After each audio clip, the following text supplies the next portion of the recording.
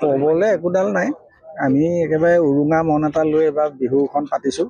মানে কি আৰু বিহুটো অসমৰ জাতীয় উৎসৱ হিচাপে আমাৰ জুবিনটো আৰু সেই ভাই জাতীয় গৌৰৱ এটা আছিলে।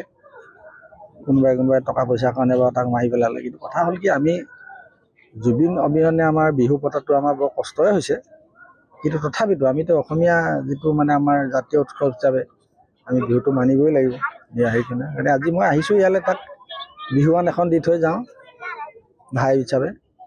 বিহুৱান এখন দি আৰু লাহেকৈ গধূলি অকণমান প্ৰগ্ৰেম চগ্ৰেমো দুই এটা কৰিব লাগিব, ৰাইজেও বিচাৰে। কিন্তু আগৰ সেই বিহুৰ মন নাই। তথাপিতো আমি জাতীয় উৎসৱ হিচাপে আমাৰ বিহুটোক আমি জীয়াই ৰাখিব লাগিব। আৰু মই এইটো সকলো অসমবাসীক মই অনুৰোধ জনাওঁ, বিহু পাতক, বিহু নেপাতিলে নহ'ব।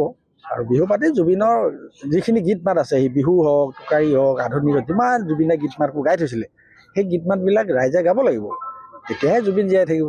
জুবিন মৰিলে বুলি যদি আমি আৰু মানে বা মাৰিলে বুলি যদি আমি একো এইবোৰ অনুষ্ঠান প্ৰতিষ্ঠান নেপাতোঁ, তেতিয়াতো নহ'ব। গতিকে মই অসমৰ ৰাইজক অনুৰোধ কৰিছোঁ বা সকলোকে বিহু পাতক, বিহু জীয়াই ৰাখক, আৰু বিহুৰ মাজে আমাৰ জুবিনকো জীয়াই ৰাখিব লাগিব। আৰু সেইখিনিয়ে কথা।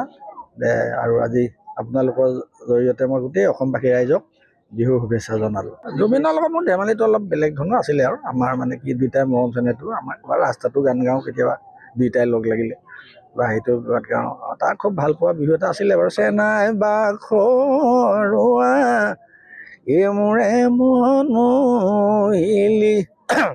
কালি সাজ বেছি খাই দিলোঁ দেই, নিচা লাগিব।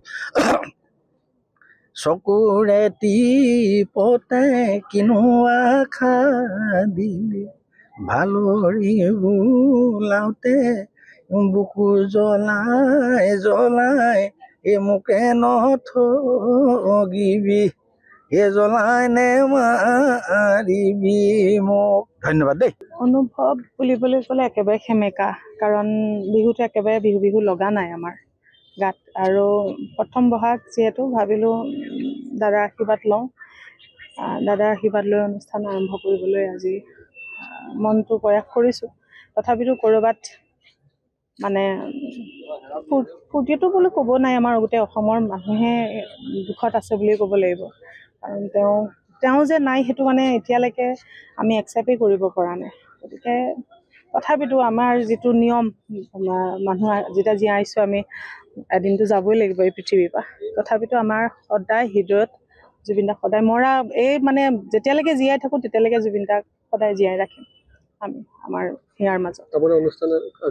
আজিৰ পৰা আৰম্ভ আছে, কিন্তু এবাৰ সেমেকাই, কাৰণ বহুত অনুষ্ঠান তেনেকৈ হয়ো নোহোৱা নিচিনাই হৈছে।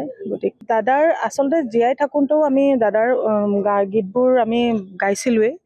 আৰু এইটো নহয় যে জুবিন দা নাই কাৰণে তেনেকুৱা নহয়, কিন্তু জুবিন দাত জীয়াই থাকোঁতেই আমি অনুষ্ঠানত তেওঁৰ গীত আমি লৈছিলোঁ। আৰু এতিয়াতো আৰু কথাই নাই।